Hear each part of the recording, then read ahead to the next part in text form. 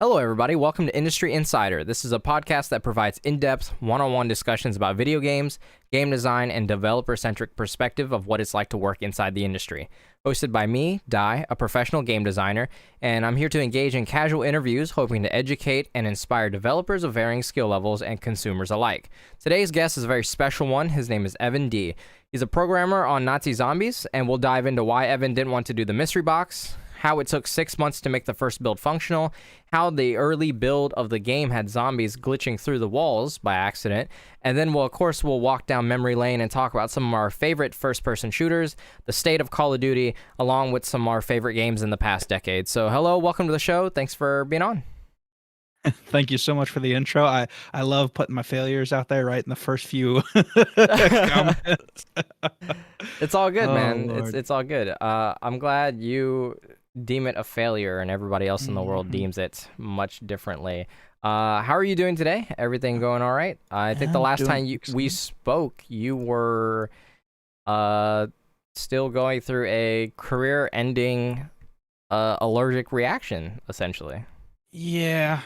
I think the YouTube algorithm will ding you if I say exactly what happened. Oh yeah, you don't have to talk about it, but you were hospitalized for quite some time. Yeah, I was in the hospital for a week. Had to have a filter, IVC filter put in my neck. Just got it out the other day. That was back in December. So now we're just on the blood thinners, and hopefully everything will go well. So. Yeah, I'm hoping as well too. I think I was one of the few people to visit you in the hospital. That was a rough week for you. Yeah. Well, it's to be perfectly honest, the hardest part about it was the sitting still, because that really gets to you when you're used to being active every day. It really gets to you sitting still because they wouldn't even let me stand up to go to the bathroom or anything. Oh, you can't even. So you were like literally stuck in the sitting position or laying position. That was it. Yep. Wow, that sucks. No, that genuinely straight. Sucks. Yeah. Jesus. Because the moment they saw that I had, I think the official term for it was pulmonary embolism in my left leg. Ooh. They were like, you cannot move. Do not stand up. Don't do anything, because if it breaks off, it'll go somewhere else more important, and then very bad things. You will were happen. actually bedridden. Yes. Oh yes, wow. Technically. That was. I bet that was a trip. I would like never do that again. If we could all agree. Just never have that happen again, and I'll be happy. I bet. Well, again, welcome to the show. Hello. Again, hope you've been well. First question for the day. What was your first video game that you remember playing? First game playing. That's going to be a hard one. It's probably going to be Toy Story on the Game Boy Advance. I don't remember a lot of that game. The one I remember the most of was Pokemon Silver. That was the first game that I sunk hundreds of hours into. Oh, that's what's up, though. Yeah, I don't know if you've ever played. Did you play Gen 2? I played Red. I had Red, but my batteries were horrendous in my Advance. So I actually really got to Mount Moon, and then it would end up dying. I think the farthest I got was fighting Zapdos or getting to the power plant and then it dying. Ooh. So well, in Gen 2, there's a lot of stuff that just isn't explained. You just have to know it because you played Gen 1, and I just hopped into Gen 2. I didn't know. I was a little kid, so there's a lot of things. I ended up beating the Elite Four with like a full team of level 100. Just random things. So with the batteries dying, I didn't know that you could save the game. I didn't know you could save the game because I had just immigrated to the States. Okay. And I had just gotten it. I didn't understand English, so I actually didn't know the story of the game. I was actually literally speed running as far as I could get before my batteries would die. Yeah, that's pretty much how do it. Playing a 64 with no memory. I remember that same feeling, trying to get as far and seeing the same thing over and over again. God, that's awful. I got lucky. My parents were like, yeah, we'll buy you all the Mad Catz accessories you want for your Game Boy Advance. So I had the rechargeable battery pack. Okay, and it had the little thing so you could set it down in it and continue playing it. All in wonderful purple. Yeah, I had the transparent blue, I think. Oh, that was a good one. Yeah, it was a 90s really good one. and their transparent plastics were excellent. I like that. I actually still have my Advance. Oh, lucky you. Yeah. I My lost right button stopped working, so I think I got rid of it. the battery cover a really long time ago, so my batteries are exposed. Ask me at some point. I might have a spare. It Okay. won't be the same color though. But I don't care. I'm not worried about it right now. But yeah. all right. Anyways, moving on. Wow, what do we even talk about? I've known you for a hot minute now. Mm-hmm. And that has what year been did we very meet? cool. That was You were several years older than me at the time. So was it 09 or 10? it was 09? 09? That's what I think. I think it was when my last year of middle school or my freshman year in high school is when we met. Something like that. You were it was May time ish at the time. That's pretty dang, I feel old now. Anyways, moving on. Moving on. So yeah, we've like I said, we've known each other for a hot minute now.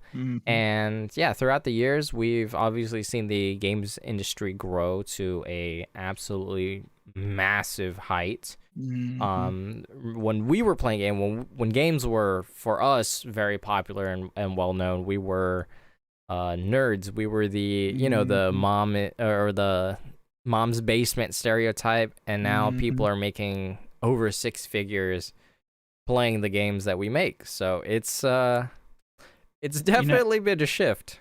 Yeah, if I go back in time and show my parents that people could make an actual living playing video games, I think it would just absolutely blow their minds, because it was like, for the longest time, was no, that stuff's gonna rot your brain. Stop whatever you're doing. Don't play that too much. Don't stare at it in the dark. You're gonna make yourself go blind. It's like yeah, video games were like black magic, right? Like there's like, don't play it was like what was it? Certain religions and Harry Potter books. Yes. Yeah. Well, that was just all religion and anything popular. I mean, it was rock music, and then it was fashion, and then it was, you name it. If it becomes popular, it's the devil's work. I mean, I think we have a quote from Aristotle or someone of his generation complaining about how rude the young ones are now, and it's just like they cross their legs in front of elders. They interrupt. It's like, oh, so we've been doing this for a while now, have we? Yeah, it's been genetically passed down for thousands and thousands of years. Just imagine your grandparents telling your parents to keep their face out of the black and white TV, and their parents tell them to keep their face out of the radio. Yeah, now it's like, stop spending time on the computers. Yeah. I think if I could go back and show my parents that video games actually are fruitful, I think that it would still take a lot of convincing. Oh yeah, well, you definitely had stricter parents. My dad at least understood what a computer was and how it worked, so it slightly easier in that front. Yeah, it took me forever to get new games in the house and stuff like that, so it was I essentially played like the same few games over and over again for the longest time. So a lot of them were like racing games. Yeah, racing games and fighting games, stuff that really never got old. Absolutely. I had to do the same thing. I had to trade games at daycare, which I always got in trouble because I'd come home and they would check my stuff, and it'd be like, I would have different stuff. They're like, where's your stuff? I'm like, I traded it because I played the same game for like a year straight now. Like, I'm done with it. I want something else. I'm done. I've got my value out of this. Yeah, let me play Metroid Fusion. Come on. Oh, man. Yeah, I had an Advance. Like, I had a Game Boy Advance, like, well into it not being cool anymore, and well into the PSP era. Wow. I was actually kind of jealous that all the kids got PSPs and Nintendo DSs, and I'm still on an Advance with no backlight. Oh, it was horrendous. See, I got lucky. My right button stopped working on my Advanced, and for some reason my grandmother saw it as the perfect reason to upgrade me, so I got an SP with the backlight, the good screen, the actual backlit screen, not a piece of glass, airspace with a light in it, and then the LCD. That ghetto way that they set up. I still love that they did that, but that is the worst screen design I think I've ever seen. You have more glare from your own backlight than you do from the sun. And it wasn't bright enough in outdoor sections, so you'd end up turning it off, and then you would essentially have an Advance again. You just paid for the screen to come out of it and slap itself. Yeah, but I liked the cube shape. That was something that the square shape was, to me anyways, revolutionary. Oh, absolutely. Yeah, I mean, that was the time period where I could fit my anti-skip CD player in my back pocket and listen to music while I walked around with my Game Boy SP. That was the era that we're talking about. It's like the dark ages of technology, Walkman era, yeah. Oh, well, here's the bad part is everyone was already on iPods because we both grew up fairly poor. I think you had the worst end of the stick. Yeah, I did. Definitely did. But like everyone was like on iPods, and I'm sitting here with a freaking CD player, and they're like, "Oh, I've got 300 songs on my iPod Classic," and I'm like, oh, "Boy, I got 3 whole CDs that I have to wait every year for one, and I get 12 more songs." You gotta carry around the CD pack. I have memorized this Linkin Park song, this Disturbed album, this a random classic rock collection. Whatever you could get your hands on, right? Mm-hmm. Oh, I mean, even when you gave me I traded Yu-Gi-Oh cards for my first iPod, the Nano. It had a bunch of Vietnamese music, and because I didn't know how to put anything on it, I memorized Vietnamese songs and Hotel California in Spanish. Okay, I genuinely don't know why Hotel California was on there, but that was my jam, yo. That was my jam, dude. How did you end up with a Spanish one? I don't know. It was one of those like Welcome to America kits.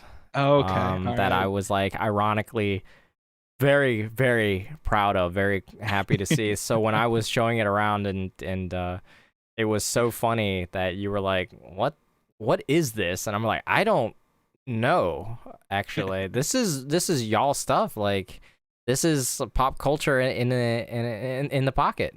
Mm-hmm. And little did I know, it had really everything that was 90s and 2000s in it. It had like techno, disco, electro music. It had Cascada, it had Eminem, Snoop Dogg, all the whole nine, Mariah Carey, everybody that was popular in the 90s and 2000s. Yeah, the need to know of the hits of the last 10 years. Britney Spears, yeah. NSYNC, yes, all of that stuff. Mm-hmm. Anyways, from your first video games, what are some of your favorites? God, I'm a sucker for FPS games. Right now I'm stuck on a little bit of Tarkov, a little bit of Halo Infinite. I want Battlefield, but I mean, honestly, I keep going back to Battlefield 4 as my favorite right now because it's just so it took them a little bit. I think it took them about a year to get it in a really good state. But after about a year, they had that game so ironed out that even now the glitches are so minor that I can't even really complain about it. Yeah, I just saw an article that they added voice chat. They added VoIP to 2042. How do you feel about that? I mean, launch day features as season 1 DLC, I didn't think they'd go any lower. Free DLC. Sorry, you can't DLC. Content updates, baby. But having a scoreboard and having voice as season 1 releases really it does rub me the wrong way. Is it really season 1 if it's like almost 6 months into the?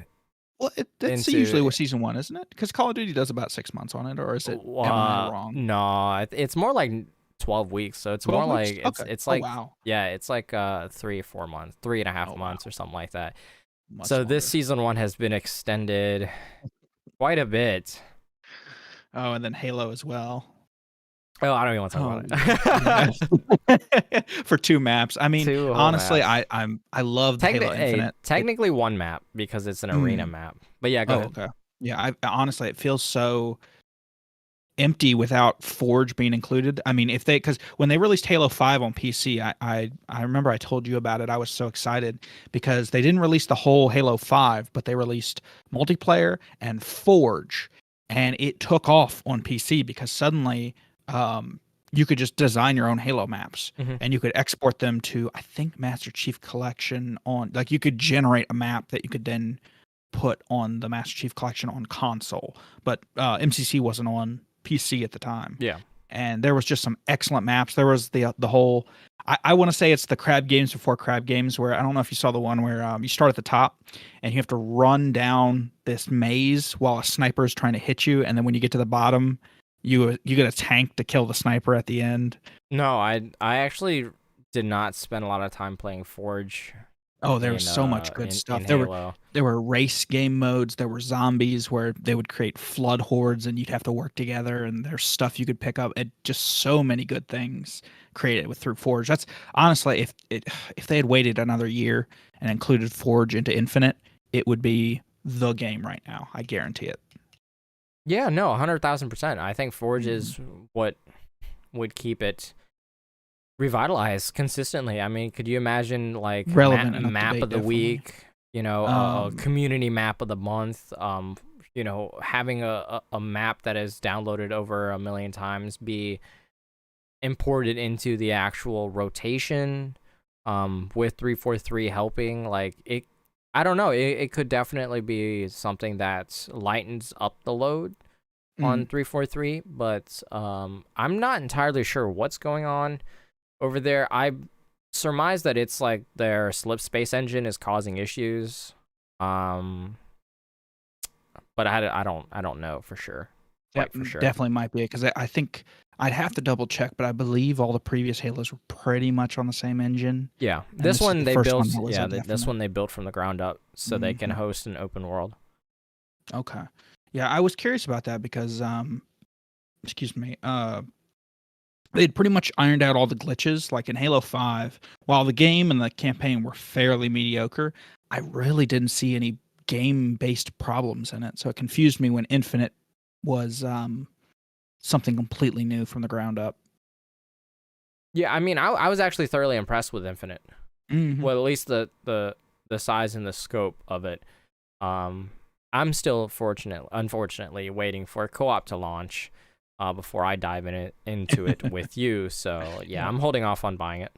Yeah, I'm hoping it's good because Battlefield 3's co-op definitely set a precedent, and even Modern Warfare 2's um, co-op modes or whatever you'd like The to call missions, them. yeah. Yeah, those definitely set a very high bar for co-op stuff because I absolutely love games designed around two players. Yeah. I speaking of games designed around two players, there were a lot of games in the early 2000s that we've grown up and we've played.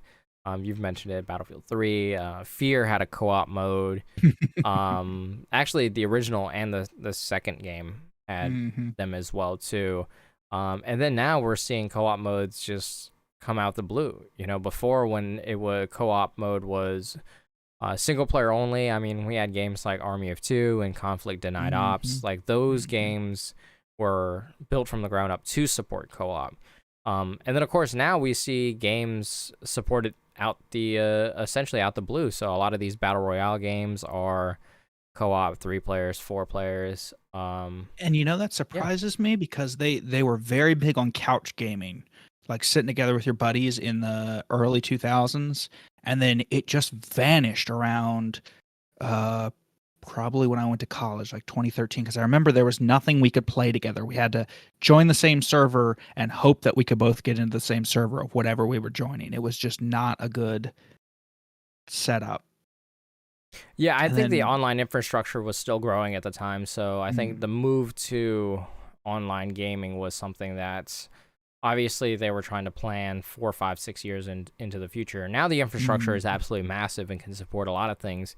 So I yep. think, to me personally, I think that the old games that we used to play, would actually benefit from the new universal slash global appeal that the games Mm, industry have. I mhm. was actually just at work this morning thinking about Homefront and Lost Oh, I missed Planet that. Yeah. and games like that, so where I feel like they may have not sold well back in the day, but I feel like if they Mhm. were to come out now, I feel like they would be great because I specifically remember Homefront feeling very, very good multiplayer wise. Mhm. Well, it Yeah. was one of those things like Killzone and Homefront both had such a well put together game. I don't know. We'd have to go back and look at reviews to see what they complained about at the time. But I honestly had no complaints with either Killzone or Homefront, or was it Resistance? Oh Was the yeah, one you really Resistance. liked? Yeah, Yeah, I Resistance. was a huge fan of I Resistance. it didn't really those games didn't really go anywhere, and that confuses me because they were so good. And it was like we'd hop into other games and they'd just be broken garbage piles that would never work properly, and be like, I mean, every other lobby's a hacker lobby. How how are we supposed to enjoy this? Yeah, I like don't how are these understand. games so tight knit and closed off and well Mhm. polished? You know, like Resistance at the time had 4-player co-op, and then they had up to 60 player multiplayer, which was at in 2011 it was like unheard of. Mhm. At least for me, it was unheard of. Oh, absolutely. Well, yeah. I mean, Yeah. we were used to Call of Duty. What was that at the time? 8v8 was max, Yeah, or did Call they of even go that Duty. high? No, they did Was it 6v6. 6v6? Okay, that's what Because it they was. didn't Yeah. do big team. Hmm. Yeah, none of Call of Duty at the time didn't do. Yeah, because even Wasteland felt very empty. And oh, what was the raining map with the pipes in Yes, MW2? I know what I'm talking. Yeah, I know yeah, what you're yeah. talking about. Yeah, We had to run yeah, the thermals just so you could tell who was a person and not a bush. yeah. Those maps felt very empty. Those could have benefited from some 8v8s. uh, yeah. So now that I'm sure we'll circle back to this topic, Hmm. but let's talk about when you wanted to dabble in the video game industry. Was it something that, like, obviously we were gamers first before we were game Hmm. developers, but like, was there ever a moment you thought to yourself, you know, maybe I should make games? It was at that phase. I think everyone has it in any hobby. You like supercars, or you like, you know, audio stuff. You like speakers, something like that, and you just really want to get into seeing how they work and seeing if you could fix the problems you complain about. Like, Hmm. seriously, what is this thing I'm complaining about? How hard could it possibly be to fix? And oh boy, did I realize just how hard some of those things can be. And I'm thankful, honestly.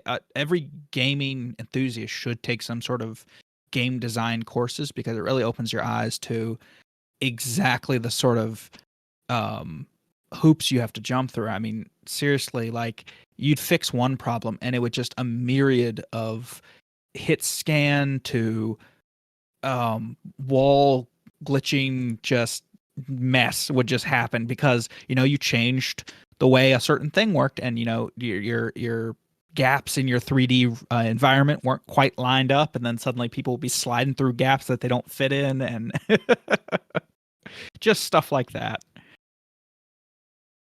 Yeah, I just can't imagine. I mean, no, I can't imagine. I want more game developers, if that makes Yes, any yes, sense. absolutely. Yeah. I want more people to have their eyes open so that they can actually see, well, essentially how hard it is or how many moving parts it is, right? Hmm. Because not he, but because the games industry has so many moving parts. I mean, I back when we were oh, I'm sorry, back when you were making games, it was much more like you wear more hats, I'm sure we can Hmm. we can talk a little bit about Hmm. some of your first endeavors, but you wear so many hats. But now it's like, as a level designer at UB, I basically just specifically did this, and if I needed something to be optimized, I handed it off to a programmer, or I handed it off to an engineer or other things like that. If Hmm. something's not working properly, if something's not to scale, send it off to an animator or other things. Absolutely, and that's Yeah. a great way to do it. I tended to do everything I could myself, and that seemed to open quite a few holes, because it's like trying to plug holes in the bottom of a boat. You only have so many fingers, and there's only so many holes that keep appearing. And at some point, you have to give up and ask for some more fingers to come plug holes, because the boat sinks fast. It really does. Yeah, so let's dive into your fame, obviously, Mm. right? So the ever beloved cultural icon that is Nazi zombies. Uh-huh.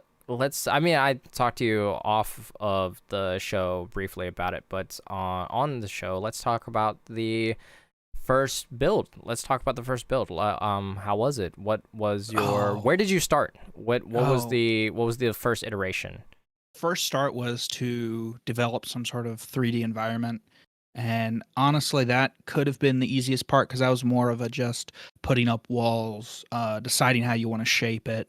Um, do you want to section off, and then realizing how big or small. If you make it too big, then either the enemies get lost or you get lost. And if it gets too confusing, then people are just going to get angry and quit. Hmm. Some of the real issues tend to be scalability. So the bigger you make it, the more you have to fill it with, and that becomes its own hurdle in itself. Well, Because again, it's an optimizing nightmare. I mean, yes, if yeah, as yeah. a designer, I love to put things in, and I Mhm. don't care about optimization, right? I just want to Yeah, add more things. But as a yeah. programmer, you're like, you're looking Mhm. at the numbers, you're looking at the code, like, Yeah. die, this cannot possibly run. Well, I started very low level, and everything to me was nice, neat squares, and I didn't have any sort of fancy room design or anything because I really wanted it to be as simple to make as I could. And even then, again, boat many holes. So I mean, like, obviously the original Nocturne Toten map was what was it, 4 rooms? Yeah, it was 4 rooms. The starting area Yeah, was one, two. You 5. got upstairs. Yeah, Yeah, yeah, four. it Yep. was yeah, it was 5. Five Yeah. windows in the first room. Obviously weapons. Did you have the original weapons on the wall, or did you toy with the For idea that? very early on, with what I did was I just had you just started with all of them. Um, it just started easier that way because getting the physics down for the guns was probably because I was very base level. I was involved with making sure that the guns actually hit the enemies when you Yeah. aimed at them, Hmm. making sure that they reload when you hit the button for them to reload. And given this is very early, there was no like modern reloading like you play games now. Like there's different animations and perks change that, and this is very early on. None of that was there. So I was more simple guns, simple hit scan. Make sure the enemies activated when they were supposed to. Make sure you got enough of them. Make sure they were able to get into the building. And then the timing was very important on the windows and how they were able to get in. Was it ever a moment that the screen populated too much and you were like, nah, Oh, we got to yes. scale this back? Yeah, yeah, yeah. It's the problem with an infinitely scaling game is that at some point it will infinitely scale. So if you just play with the algorithm a bit, sometimes you'll spawn far, far too many enemies. And that's not a horde. That's just a gangbang. That's what that is. That is an unscheduled end of life. It is unpleasant, I'll say. Yeah, because I think the cap is around 20, 24 zombies or something like that. Yeah, yeah. One of the big pluses at some point, the realization that you need to wait until a certain number of them have been killed before you start spawning in more. Mhm. You can keep the waves coming, but when you auto spawn at the beginning of every round, everything that's going to be there, and the timing for every window is the same, that can get really sketchy really quickly. And was there, so anyways, on the first build, was there, I don't know, what was the biggest problem you ran into? Biggest problem, definitely, um, definitely hit boxes at the time, making sure that different parts of the body did different sorts of damage, Hmm. and then making sure that that hitbox matched with the animation of the enemies moving. Because, I mean, it was an absolute nightmare because you have to think limbs, head, body, and you have to calculate all that while they're moving and trying to animate. That was just that was just hurdles I don't want to go through again. And how long did you spend doing I don't know, the base stuff? Like the stuff that you said that you were talking about, like, I don't know. Okay, so in total, uh, from start to finish, it was I think 18 weeks that I was on it as a project. Um, the first couple of weeks, only like 3 weeks, did it take me to make a 3D space, make it Hmm. walkable, make weapons that fired. I think the next 10 weeks were probably me figuring out keeping enemies from, because at the time they had very thin boxes and they would Yeah. sort of slide between walls before I had realized that walls had to be, how to make my walls 3-dimensional so that they couldn't just sort of slide through surfaces they weren't supposed to. That probably took close to 10 weeks to get that right. And the hit scan and damage on the enemies.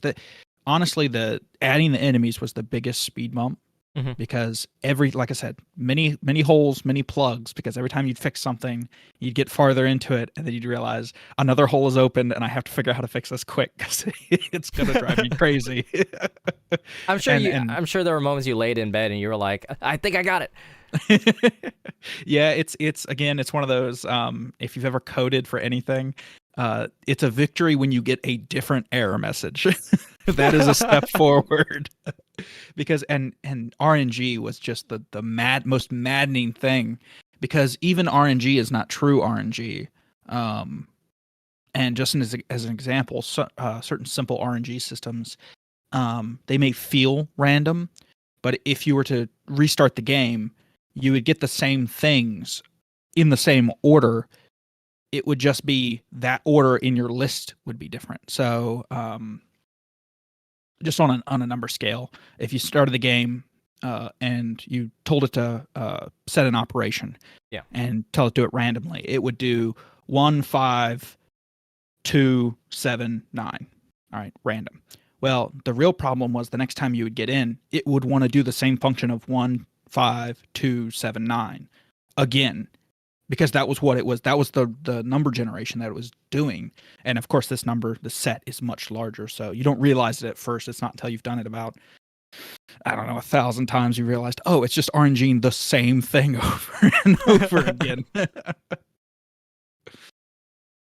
So the wall solution, was there a clever solution for that, or did you just was it like a oops, I accidentally forgot something? Yeah, at the time it was just overlapping them. Because it was very simple. So the problem was that I was butting them up against each other.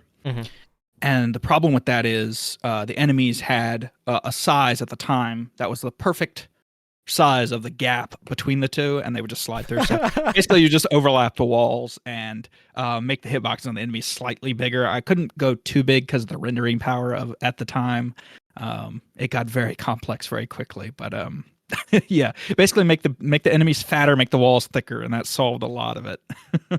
That's something that I would have never thought. That's a like a conventional video game design trick that feels very, very, like last century, very dark ages, Absolutely. If you ever go back and play some of the custom Halo maps, you'll see where they ran into the same problems when they were making maps. Yeah. You'll see where the textures on the walls are overlapping because they did the same thing. People were able to exploit straight through the walls because, they didn't think about it. And then if you've ever fallen through a wall or a floor in a map, that's essentially what happened is your player model was thin enough to fit through whatever gap they created. And that was a big thing during the 2010s, was just the textures of your surroundings not quite being sewed together properly. And it's like, I always tell people on the internet and stuff like that game development is a series of problem-solving problems that the consumer never knew existed. And somehow we have to make sure to solve them and then hide them as if they knew it was there in the first place. Pretend like you did it on purpose. That's the biggest goal. Whenever you reach a milestone, you always stand triumphantly and go, "Yep, I fixed it. I don't know how I fixed it, but the problem's solved. That's all I care about. My code works. My code works." Yes. Yeah. New error. Move on to new error. That is the ever life of a coder, because it was just And you were asking me earlier about why I wasn't involved with the wall guns and the mystery box on that map, because honestly, it was one of the most. And I talked about the RNG, the complications of involving RNG in an operation like that. The mystery box should have been the last thing they added in. I don't know if it actually was, but that should have been literally the last thing, because the complexity of having it there. And then I cannot even imagine. I pity the people who had to stack RNG code to have it the box RNG into different locations and RNG the guns. I just, oh my God. Even though like it only felt like, what was it? There was only 3 locations in the original map, and those three, while it may feel like very few, the matrix on just 3 locations is still like 9, 12, 20 Yep. squares. Mhm. It's crazy because obviously you guys have to factor in like the location that it was previously. Yeah, because and the funny part is it's not one box. It doesn't. It's not a single box that teleports around the map as it's shown in the game. It's actually several boxes that spawn and despawn based on a set of code. You write the code for the box, and it tells it when to appear or disappear. And certain builds, I'm sure, cause problems, and I guarantee at some point all the boxes were spawned, and I can't even imagine the nightmare on that one making it work properly. Can you imagine having 3 boxes on the map? Oh my god, that would be just. We thought the cheese was. What was the swamp map? I'm trying to remember. Shino Numa. Sheena, thank you. On Sheena, just I thought the cheese of running around that map, jumping the hard place and avoiding the water was just the most awful thing. I could not imagine 3 boxes because it would just be hit a box, run to the next one, hit a box, run to the next. It would just be awful. Yeah, wow, that was yeah, I never even considered thinking about that. Mhm. But again, that's something that it's like a problem that needs to be solved that that the consumer that has to be hidden from the consumer, right? Because obviously the way we doll it up, it's like if there's 3 boxes that spawn and it's just you know, a couple lines of codes that display this asset versus that asset, and then play this VFX versus this VFX, and then this SFX instead of this one. Those lines of code together make it feel like a living, breathing item, which is something that I found very impressive with the mystery box. It always felt like it was its own character, its own item in the bubble. It either damned you or it granted you with good luck. Unfortunately, I never got a good taste of that luck that you always seem to receive. It always seemed like you ended up with power weapons and all the perks, and I always ended up in a corner somewhere begging for help. I couldn't even say I had the ray gun. I couldn't even beg for you to come revive me. It was, hey, I've got the FG. Oh no, you're good. You've got ray gun MG. All right, you're good. So seeing the wonderful, I guess, IP, I don't know, side content that's turned into its own flagship item throughout the years. I mean, are there maps that are your favorite? Definitely. Shino, or excuse me, Noct is number 1 just for simplicity. Yeah. Shino, it's tied for number 2 with what was the Asylum map where you either started Verrucht. Those 2 are my favorite because while they were complex, they had their own charm to them.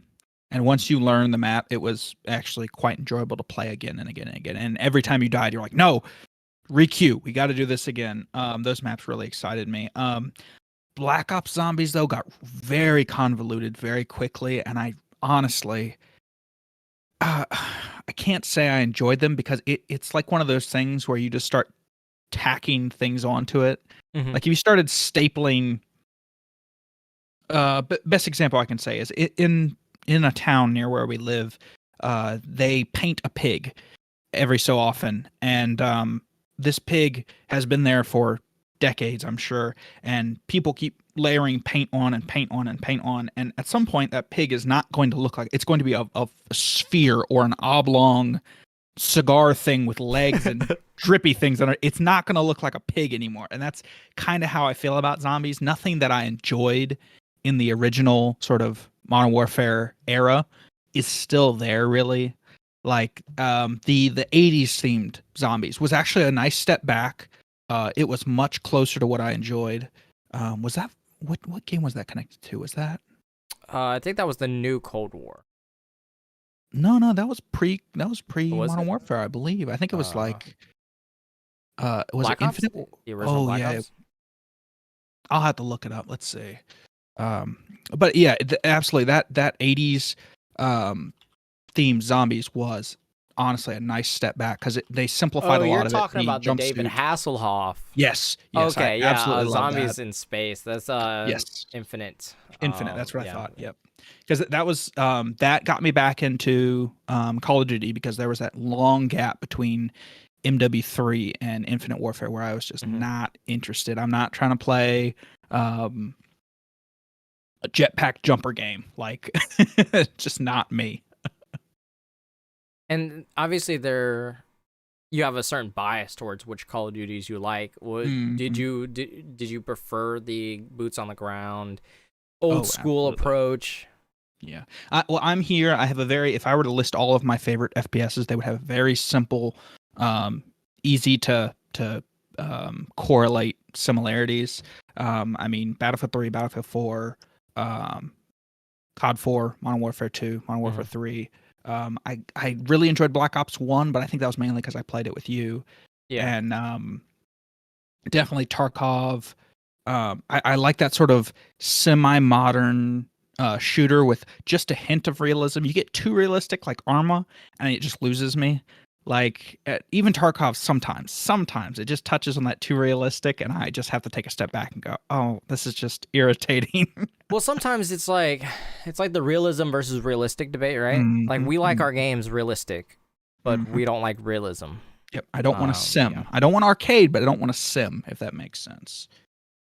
Yeah, we Like, want just enough groundedness to make it mhm. feel like there's weight, consequences, texture, and Like for like when the bullets hit the wall in Battlefield 3.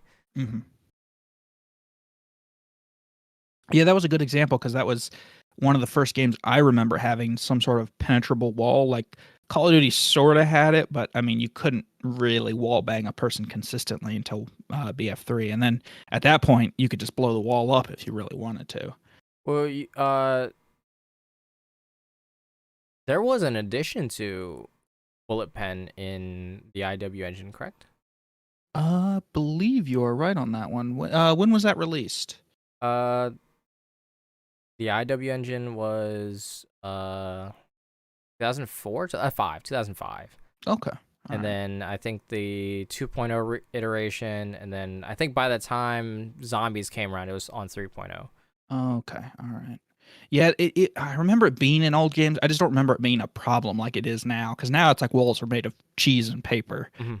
It has gotten a bit extreme with the bullet pin. I don't know if they've ever seen what a bullet does when it hits a barrier, but the first couple just sort of hit it and don't do anything, and then subsequent ones can get through. It just seems like the epidemic of realism has sort of crept into some of the physics, like games having mixed hit scan and um, Projectile.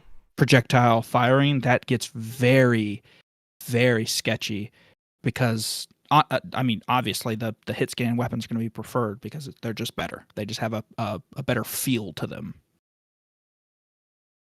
I mean, Halo does that. Halo has, Mhm. well, at least the new Infinite has much more mix of both hit scan and projectile weapons. It seems like a lot of the plasma weapons are Mhm. projectile based, and then of Yep. course the human weapons are more, or the UNSC weapons are more hit scan based.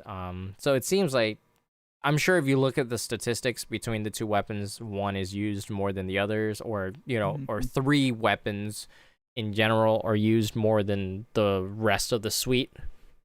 Oh, absolutely. And I'm sure people's prior experience, like Call of Duty players, are definitely going to prefer UNSC weapons, and Battlefield players will probably prefer the alien weapons because it does have a feel to it. It's just finding that feel that you enjoy. Because I like a little bit of travel time, like BF4. Like I said, they had that bullet travel time. Yeah. You had enough time typically on long range maps where you could scope in, fire, unscope, run the action, and come back up. And in that time, you would get the kill or get the notification. And it was one of the best feeling things because it was like, I don't even have my eyes on you right now, but I got you. It's that that satisfaction. Something hit scan. I don't know. It never quite did it for me.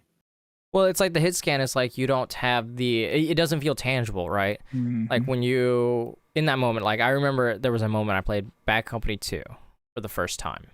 And I was using the M24 sniper rifle on top of the hill in Pipeline, and I Mm-hmm. fired down the hill. I see my bullet.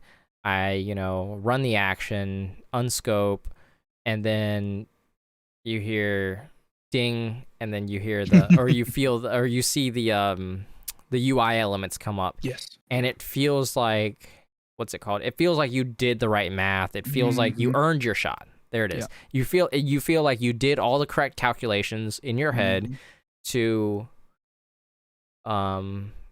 pull off a shot like this, whether it be simple or hard. So it feels like there's a level of skill, like a tangible level of skill to each and every shot.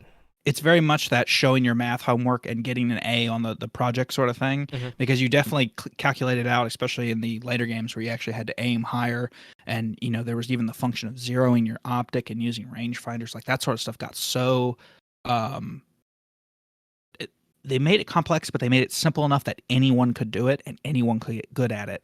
So honestly, I can't even hit them for it, because hitscan is very much that instant gratification, that cookie clicker effect of put red cross on bad guy, click, you get point. And then later when you discover games like Battlefield and Killzone and that sort of thing, where they just had a different style, it's definitely like a build up to a release that is just so much sweeter. I mean, when you play other franchises, I'm sure we've talked about this plenty in the past, but when you play other franchises, was there something that you wanted to bring back to Call of Duty? I'll start it off, like Killzone 2 had the grenade indicator, which I thought was at the time just absolutely brilliant. Playing off that again, two more things Killzone did great. When you threw a grenade, it showed you where it went. Like it gave you the travel distance when you would aim for it. I remember that. And then the on-body color. So like on Killzone 3 and Battlefield 3, your teammates would wear like blue, they have little lights on them essentially that made them very clear. It's very Halo CE-esque, where it was very clear who was your teammate and who was your enemy. So even in hardcore modes, it was very hard to mess it up. And of course, they had their own uniforms in the Halos or in Killzone as well too.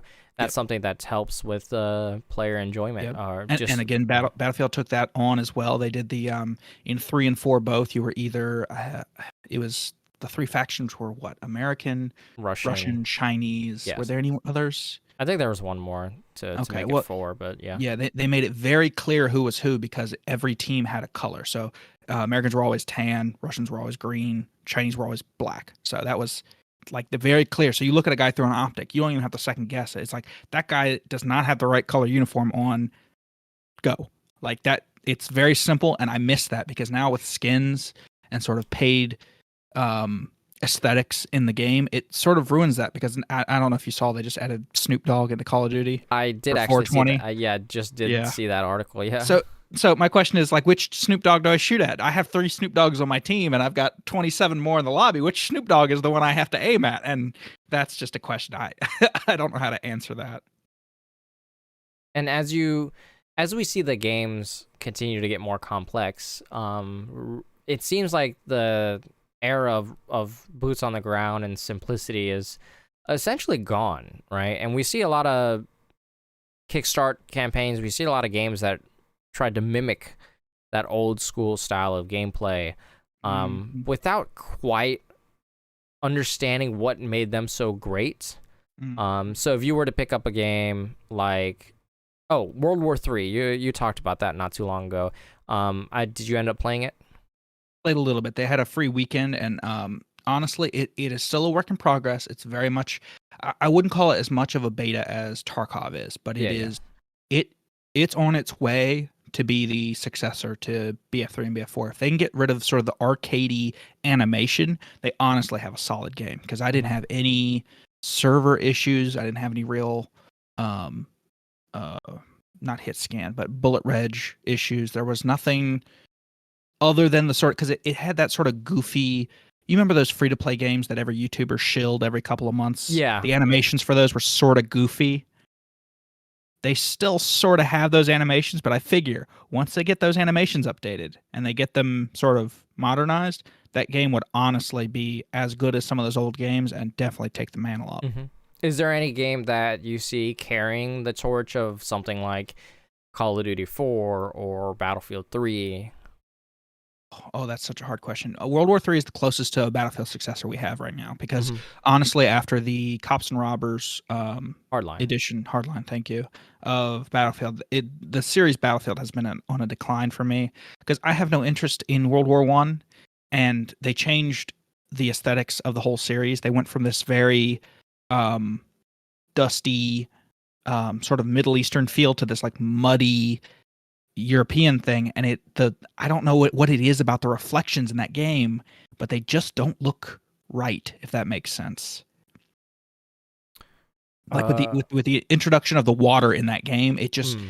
the water went wrong somehow. I don't know if you feel the same way, but everything's too shiny. I just Does it take you out of the Oh experience? yes, very Like, much does so. it feel like it's too processed? Yeah, it's like watching one of those very cheaply filmed series on TV on a 4K monitor. You Okay. can see the lights in people's foreheads, like the studio lights. You can see it Yeah. shining off the sweat on their heads. It's Ugh. like it's not real, and it's like it's this weird model effect. They look like early 3D animated movies where people were Mm. too shiny and Wax too figures. yes. They didn't look healthy. There was something wrong with them, and Battlefield 1 and 5 both had that effect, and I absolutely hated it. Thankfully, 2042 toned it down, but I don't have a lot of hope for that game.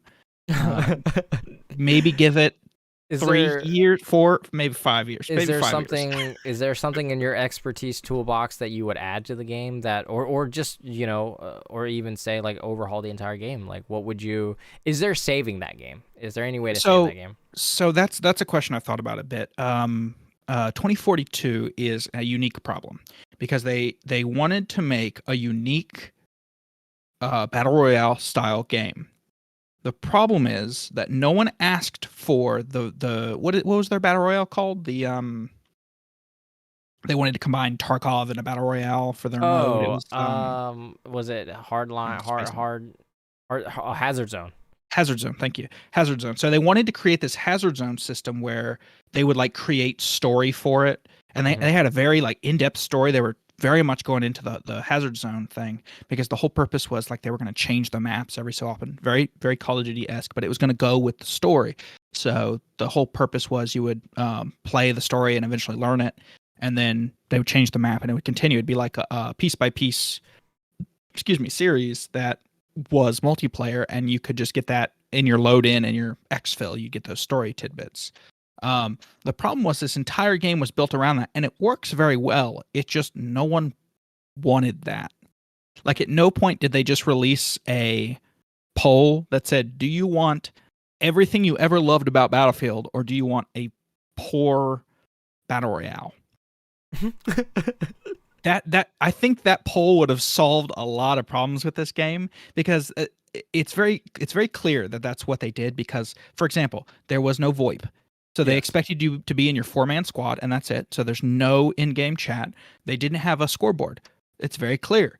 When you died, there was no score. They didn't have any ranking because when you died, that server would continue on without you. So realistically, unless you stayed the longest, there would be no way to know the score as a player. So they don't have that. They don't have serious things that need to be included in the game, and I just know I like um I mean, just I don't know if it's an engine issue, but there was a while there where water interfered with reviving. Um, just so many. Honestly, I would strip it apart, start from the ground up. I don't know where all the developers that worked on 3 and 4 went, but they must have left. They cannot be there if this is the finished product that they released because it is just so far from any sort of vision. Even Hardline had a better setup than this. And while I didn't like 1 and 5, you honestly could have taken 5, reskinned it into the modern era, and if you'd gotten rid of some of that wetness, made it a bit more dusty and war torn, you honestly would have a pretty solid game in my eyes. I mean, there were a lot of systems in 5 that I really liked. Um, like the mantling system, the auto Mm-hmm. weapon pickup, I Mm-hmm. mean, even the scoreboard and the VoIP and everything, the partying system and the Yep. way the new UI set was looking, the destructibility, all of that stuff. Yeah, they were definitely working on it. It's just it so confuses me that they suddenly abandoned everything they knew to start fresh, only for it to be so poor. I don't understand where that thinking comes from. Well, I got a text message from a friend the other day that said, how much work would it take to remake Battlefield 4? And he said, I would pay $120 for like a from the ground up remake, full on remake of a game that we all know and love. Mm-hmm. And I was thinking that it could definitely be a solution, but I'm not entirely sure why EA strays away from something like that, because they have to understand that the cash cow in the old products, right? They have to understand that they have the source code, they have the assets, the art direction is done, everything's done, right? Like they're essentially have skipped pre-production. So why wouldn't they go back and retread old ground, because it's tried and true. I mean, is there something that you wanted to go back and play if there was like your dream remake? Oh, dream remake. Definitely Killzone 3. Killzone 3 was peak PlayStation gaming for me. It was just everything. It was, a lot of people my age have the same sort of feelings I have towards Killzone 3. They have that for Battlefield Bad Company. We're sort of on the same page, just on different games, because I absolutely love the sort of comedy of that game. The way the multiplayer was so good. I mean, even you remember the early beta multiplayer gameplay where you would go down and you would wait for a revive, but you just sounded like you were being touched by someone unpleasant. You were just like moaning at the top of your lungs. It was awful. It made you not want to die. Like, it made you want to hide in a corner, because every time you died, it was just 30 seconds. It was agonizing. Yes, it was awful. So it's stuff like that where, like, I was there when they fixed it. Like, it was like one day we played it, the next day we played it, and they fixed it. And back in those days, you knew when you got an update, because it was, oh, it's 10 megabytes. Here, we have to wait 30 minutes or whatever it is. Because oh my God, internet back in the speed, day. Yeah. Oh man. Yeah. So I still remember you watching YouTube videos on your PlayStation 3 while we waited for it to update. That sort of poorly designed UI system app for the PlayStation, that was just another. Oh, that was the cross media bar. I would say, yeah. Man, I was a fan of that, to be honest with you. It was good for its time, but also it's not like I look back fondly on Facebook mobile. Where you had to go in your web browser to view Facebook. Yeah, like that. You're right. That era of technology was not quite there. They were still ironing the kinks out. Yes. Well, that was at the stage where people hadn't discovered the usefulness of creating your application for different platforms. Everyone still figured that should be a device problem. Like, that should be on your end. Yeah, I didn't even think of that. Didn't even dawn upon me. Yeah, because I mean, you think about it, at the time that we all had phones. There were iPhones that had just come out around that time, Android phones, and a little bit after that, Windows phones. And you think about all the devices that people would game on, because there were so many at the time. That was the big boom of gaming, in my eyes, the 2010s era. Everybody was the mainstream era. Yeah.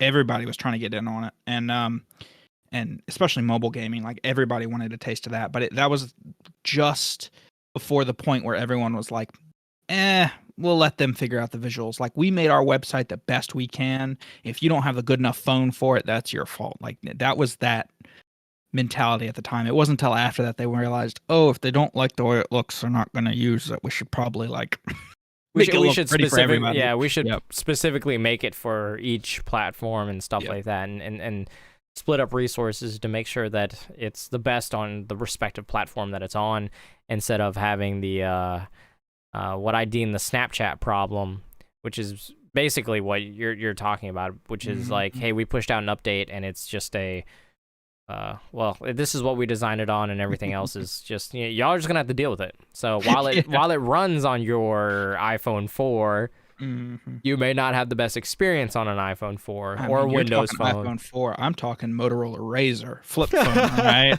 Click that mobile data button by accident. It starts loading the last web page you tried to open, and you're just seeing that counter go up like, no, That 3G, that 2G.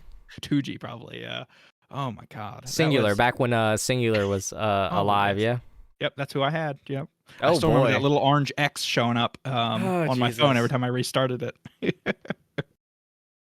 Well, wow. Yeah, so we talked about Call of Duty over the years and what would reinvigorate COD. And we talked about some other of our favorite games and why we love them and what's wrong with them, blah, blah, blah. So let's look at the current flagships. Talk about Halo, Call of Duty. I don't know. Have you played Call of Duty Vanguard recently? Are you a fan of what their new direction is? Are you... Oh, that is just opening another can of worms. Modern Warfare, the 29, I guess we'll call it Modern Warfare 4, was such a step forward in the right direction for Call of Duty that I cannot believe they took one more step, tripped over their own shoelaces, and planted their face directly in dog crap. Everything that has come out since Modern Warfare 2019 has been a massive disappointment on the COD side. I don't know how they could... Every update bundles more games into the same game. So if in case anyone has not played Modern Warfare or any of its subsequent games, if you own one, when you load the game, all of the game launchers start at the same time. So you then decide what game you want to play after you've clicked play. It doesn't matter which game you click play on. You could click play on Cold War, and then you could switch and load Modern Warfare. It doesn't matter. It's such an poorly thought out design because they keep, again, same thing with the pig analogy, they keep tacking things on. It has become this... I don't even want to see the code underneath the engine of this, what's causing it right now, because I cannot imagine, just from seeing glitches, clips on Reddit from glitches, it has to be the most convoluted, layered mess that I would never want to touch with. I don't care how much money you offered me. I wouldn't look at it. I don't even want to see it. It's awful. Is there some sort of sadness that erupts from inside your soul seeing a franchise that you love and hold so dearly basically return to ruin? No, that was back in that was post Black Ops 1. I sort of accepted it. And it has been a roller coaster. It's been that early. Yeah. Because like I said, when they started going space laser guns, I started going, no, I'm good. It was the departure from what you know and love and worked on and other things. It was like all of a sudden it was like, this isn't anything remotely close to what I envisioned this to be. And I think it came from the fact that I just couldn't understand what was going on. Because, like, I played, back in the day on Nintendo 64, I played Star Fox and Metroid. And those were clearly, like, in a galaxy far, far away fantasy games. The problem with Call of Duty is it became this, in the near future, we will use laser guns. And I don't know if you remember the outfits from Infinite Warfare, but they had, like, PCBs and ribbon cables stapled to their suits. It was the most just idiotic design I have ever seen. Like, it's the near future. Everything's Bluetooth. Like, as we've seen from recent stuff, like, you don't need to cable all this stuff. You don't need to have exposed PCBs on your body. It's just it is just unbelievable to a level that I just can't even comprehend. Because even Killzone is in that sort of not near future but sort of future. Because what planet are you fighting against? Helghast, yes. It's its own fantasy. Yeah, Helgen. Helgen, excuse me. Its own fantasy planet. Somehow they've managed to make that feel believable because realistically, you're still going to be using guns that shoot bullets. So the guns are guns, and they have energy weapons, but they're like prototypes. They're like the giant. Well, I don't care if I spoil it. The game's been out forever. But they have the giant spider tank that you have to shoot down, and that thing is trying to shoot missiles and laser weapons at you and all sorts of stuff. So it's this like believable future. The problem with Call of Duty is it was just like laser guns. Oh, the jump was too vast. Yes, yeah, It it was was. like There was no lead up. There was no explanation how. Because like even in if you watch the new Halo series, and I know this is bringing it to something else, they're still using AKs and GMC Suburbans in the future uh, on different planets. Like this is how the future will be. Like you can't just go 50 years from now only laser guns. Excuse me, this is not Terminator. All yeah, right? like 50 years ago, they were still riding around in Chargers, you know? Yep. Yep. It's like they went from Humvees and M16s to hovercrafts and laser weapons. Like, no, no, no, no, no, no. That's not even a believable scale on any measure. Mm. There is a narrative disconnect Mhm. and dissonance between, well, essentially trying to ground the timeline, right? Like if you're telling me that this is supposed to be 2028, right, Yeah, which is that's pretty a whole nother close, issue. which is Yeah. pretty close, and you're telling me that you got jetpacks and heat-seeking drones that fly themselves and I don't know, a bunch of other things, and then you still have this in the same play space. You have stuff that really you can see happening, like the RCXD and the turret, the auto-seeking turrets. You know, there are real examples of this working in real life. So, again, some things were so believable and so tied down to reality, and then some things were just so disconnected. I honestly question their design ideas. Like I felt like they just had a suggestion box and they said, all right, whatever the first 10 things we pull out of the hat are is what it's going to be. And it doesn't matter what your arguments are. That's what it's going to be. It's like, did you not question it at all? well, I think we covered all the current flagships, right? Halo, Battlefield, and Call of the three Duty. main ones. Yep. Okay, so let's talk about the not the everlasting trend of battle royales, right? We've played all of them. We've played every iteration. We've been there at the beginning of a lot of these, and I'm sure that you've been in circles where people have, what's it called, thought something was cool, and then, you know, within a couple months, it's a reality, and then it dies off instantly. Yeah, and you know, it has surprised me to no end that trend has continued, because I played PUBG. A friend bought it for me. I had no interest in it after seeing how absolutely garbage it ran and it looked. And it started as an Arma mod. I'm aware of that. But it looked like Arma again, and I don't understand why someone who played Arma would want to make it that close to it, because that's not the good point of Arma. The visuals are not, that's not the selling point. No one looks at Arma and goes, that's beautiful. They go, no, it runs like crap and it looks like peanut butter smeared on the wall. What is that? They say that it's realistic. So I can understand why he built the mechanics the way he did, but the visuals for PUBG is one of the most confusing things I've ever seen. And then thankfully the following games, well, I don't know if you say thankfully, Fortnite was one of the following games, which got completely lucky. Kudos to them. I could not have called that in a million years, because I remember the YouTubers doing their shill review of the original sort of horde zombie mode. Oh yeah, the actual $40 or $60, the original idea of Fortnite. The base game of Fortnite with the zombie survival. They essentially were going after Nazi zombies with that game, and I could never have called that they would make a battle royale mode and it would take off so much. But I'm trying to remember. DayZ followed. DayZ was interesting. It fixed the graphical issues until recently. I don't know if you've seen the newest iteration of DayZ, but it looks like I haven't. They've gone after the Fortnite thing. It's sort of like PUBG and Fortnite had a baby. It's this weird cartoony. I don't even know what they were doing, but again, original DayZ sort of fixed that that look, and they kept the PUBG player style, which was excellent. Step forward in my mind. After that, I'm trying to remember. There were quite a few very small ones that started up. A bunch of Chinese one. Tencent was involved in a bunch of them. I remember seeing a different battle royale every couple of weeks.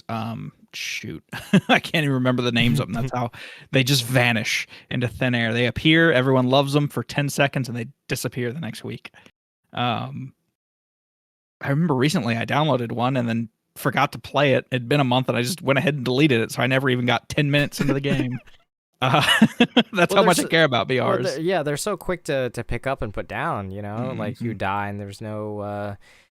it doesn't feel like there's any long-lasting effect, right? And do you... When you see battle royales and BRs of...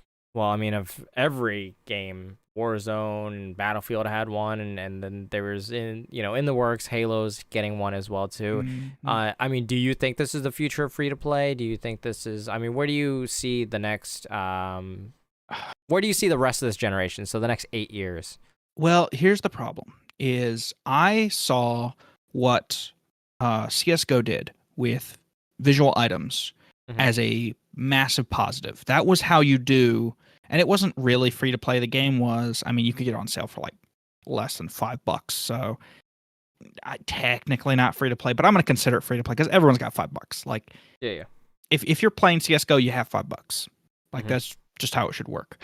The way they did that, where it didn't affect gameplay in any way, shape, or form, it was all visual. Everything was visual, and they had rarities, and it was honestly ahead of its time because there was nothing different about any of it, but it created this tier society that was wonderful to watch from the outside, at least, because I never really got the attraction. I also never actually got anything good out of the gambling system there, so maybe that's why I never got it hooked on it like some people we know. Yeah, we both know some people who spent lots of money in that game. 4 digits minimum, maybe 5. I don't know. I want to say 5. No, but let's say minimum 4. 4 4 digits, sounds fine. Yeah, 4 sounds about right. Yeah, 4 digits worth of money into that, and I maybe spent. I doubt I spent $100 because I never got anything good. I spent maybe $50. $50. Okay. So the price of a AAA video game. Yep. And you definitely you got paid back because you did get some rare things, but I thought there was going to be this this hook. Like a lot of gambling games, they'll do that to you. They'll give you, especially like Genshin Impact, they'll give you a rare as soon as you start to make you feel good. You get that endorphin rush, like, yeah, I've accomplished something. You haven't. They've given you a freebie, but I thought that's what the game was going to do because it did it for both of y'all. Both of y'all got something very expensive and rare very quickly. And then it never quite happened to me, so I just sort of quit. I realized my general gambling luck was poor and quit while I was which is behind. Great because that's a good thing for your wallet. Definitely. But that set a precedent for me because that was at a time where you could make millions off a game, and it doesn't change the gameplay. Like the maps were barely changing, the gameplay wasn't changing. They were doing very small critiques, and yes, they were doing like the R8 and a couple other things that would just break the game, but they'd have it fixed in fairly short order. So seeing that, and then seeing how poorly EA has tried to take that with Battlefront and they were both Battlefront games where you had to buy the cards and that would affect your gameplay. And that was interesting. That was a whole nother thing. And then even now with Call of Duty, like buying the pre-modified guns. So on release, you can buy every gun. Well, the problem with every Call of Duty is every gun when it comes out is not balanced. I don't know how they don't balance it. I don't know how they didn't test it. I don't know. You could have released it to some esports guys and watched them use it and realized this thing can pin every wall in the map. I'm looking at you, ASVAL. Like, how does no one find that? And because you can buy it, because there is a monetary system, you can have it day one, just buy it, and basically just run through everyone. While the free-to-players just get wrecked, and they get mad, and they quit your game. And it happens every single season. It happens. 2 new guns, 2 new broken guns. Everyone with money buys the new guns for, $20 or whatever it costs for the pack.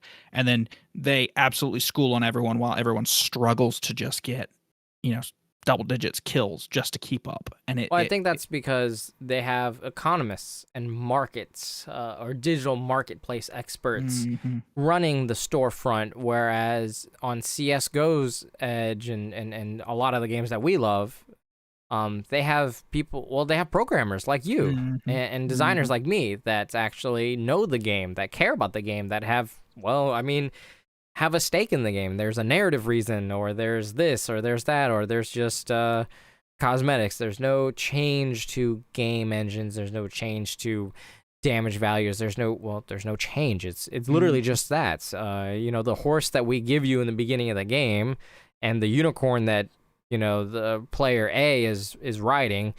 They're the same. They go the same speed. They're both mount the same. They both have the same animations. Yep. They're both horse. Just one looks like a unicorn.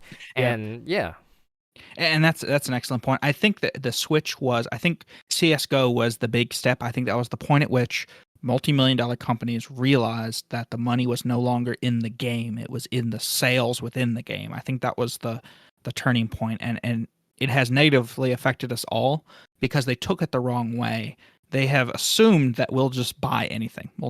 I'll buy $100 Battlefield game for the aesthetic things that they're going to add to it later, when they put little to no effort into the actual core game. And we've seen this time and time again. I don't know if you've seen any gameplay of the new Vanguard. They were so...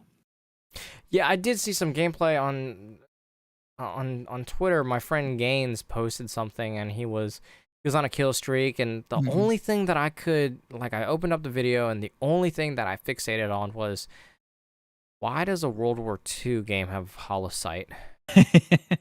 There's this makeshift holosight that they have, but that's not even the worst of it. They had remote control. There's remote control tanks. They're RCXDs, but they're small tanks. They're small, like World War I style tanks. Yeah. It is, and there's so many glitches with skyboxes and launching yourself into the skybox where you can shoot people down below you. You can fall through the map and shoot their feet, shoot them from below, and it kill them. There are just so many, and all they do is push skins, but they don't seem to push any quality of life updates. They could have that game, if they had everyone focus on fixing it, they could have that game fixed in a very short amount of time. They just refuse to. They just have no interest. They're making the bar for entry so low.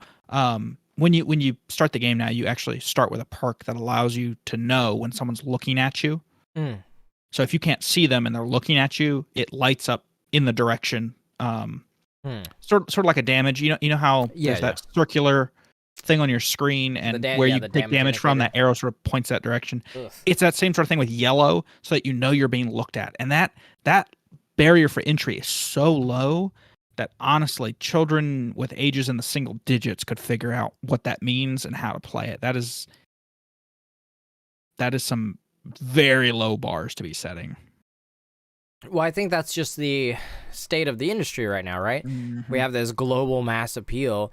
So the audience that we had when you and I were growing up were essentially the hardcore crowd. We have transitioned to becoming the hardcore gamer crowd, and everybody who has joined mainstream era and on, which we defined as the 2010s. So, when gaming hit the mainstream and moved forward in the time, everybody who has joined since then is essentially just the mainstream. So they're no longer catering to us. They're catering to, these guys, look at Fortnite. I respect Epic Games a whole lot. I genuinely did. How I may feel about the game, it doesn't matter. Except for Paragon, we're not going to talk about Oops. That, but however you may feel about Fortnite, they are brilliant with the emotes, the pop culture, the constant updates. Oh my god! I don't know if you saw the newest update, but they realized that their playership was falling, so they made a mode with no building. Oh, I was playing that. Okay, with my brother. It's actually quite fun. Yeah, because the gunplay in that game is actually really well done. It was just, to me, it was the you fire one round at a Fortnite player and suddenly he's got a mansion with a sniper hide in the center of it. He's gonna blow your brains out. You tag him, you see the little 70 damage. Next thing you know, you're face to face with the Taj Mahal.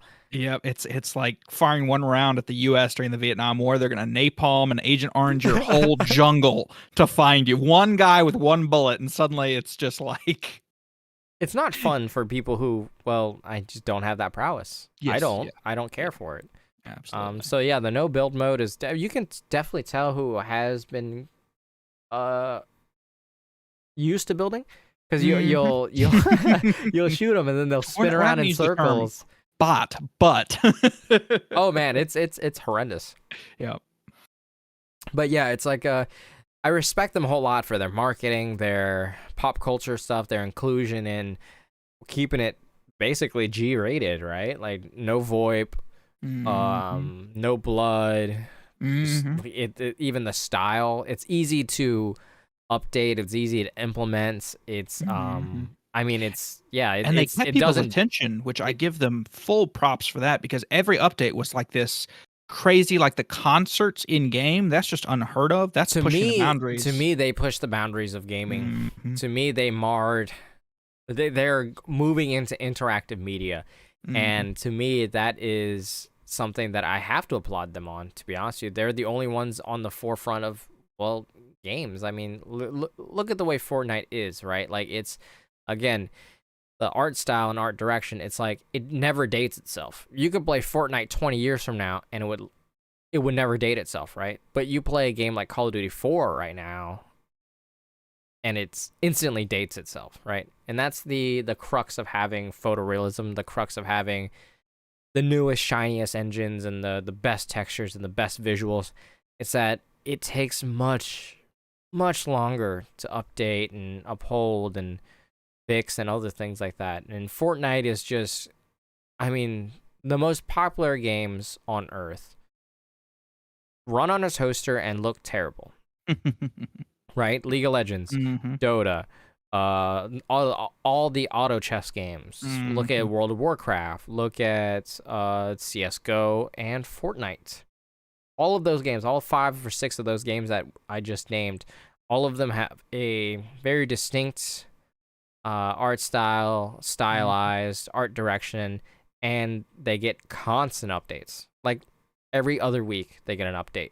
But Call of Duty's updates are far and few between. Tarkov's updates are far and few between. Oh Lord, and don't even talk to me about the size of an update nowadays. I don't understand what's included. It's like they'll do a patch fix, and it's like several gigabytes. It's like, what did you include? It's like you're getting a new game involved, and I don't. At some point, they just need to start over, because how many gigs is Call of Duty now? It's got to be in the 300s or more. Oh man, I don't know. Apex Legends is at 92. Oh, back when it was like 30. Like I said, you couldn't pay me any amount of tangible money to get involved with that code. That is like. Could you imagine the hidden notes within there, where one program would finish a problem and they would type it out and they'd be like, problem solved. I couldn't figure out what the problem was, but it's fixed. Like, how many thousand times? Yeah, you know? Yeah. How many thousand times do you think that's in there, where they're just like, I don't know what caused it, but it's fixed now, so we're good. That spaghetti code is so horrendous. Oh, it is so bad. It's like Apple iPhones in your pocket after a full day bad. That is. Yeah, it's like you're better off just to snip the ends off, and just that's the best way. But that's the state of free to play right now, right? In battle royales and I mean free to play in general. Like you have cosmetics, you have these games that are quick and easy. There's no attachment to it, right? Like sitting down and playing a game of Fortnite, you can run in 5, 10 minutes, 20 minutes, right? You can run 2 or 3 before you go to work. There's zero or little investment now, whereas games like CS and Battlefield and League of Legends, it's like they do so well because there's an investment, right? Like I have to go out of my way to go play a game of CS, or I have to go out of my way to sit down and play a game of Tarkov or a game of League of Legends. Because it takes, I know that I have to section out 20, 30 minutes or 40, even 40 minutes or an hour. Yep. And that's the thing that confuses me, because like one team deathmatch or one S&D match does not take 30 minutes typically. I mean, that's usually like a 10, 15 minute affair. So it confuses me why that argument is used for Battle Royale, because it's honestly not that fast, because you drop in, and unless you know exactly where the things you want or need are located, you're running around with nothing, hoping for the best, until some guy who got lucky, just slightly more lucky than you, pulls out whatever wonder weapon he got out of a box and pops you, and then you got to do another one. And it's like, if this were a standard TDM, you would just spawn back in and go back after him, because you know that's a thing that you spawn with, so it's not a problem. You can just solve that problem. But for whatever reason, it seems um the battle royale has caught on, and that excuse is always used, and I don't it's not clear to me. I don't know why. Or I mean, are you saying that you just don't understand the allure of a battle royale?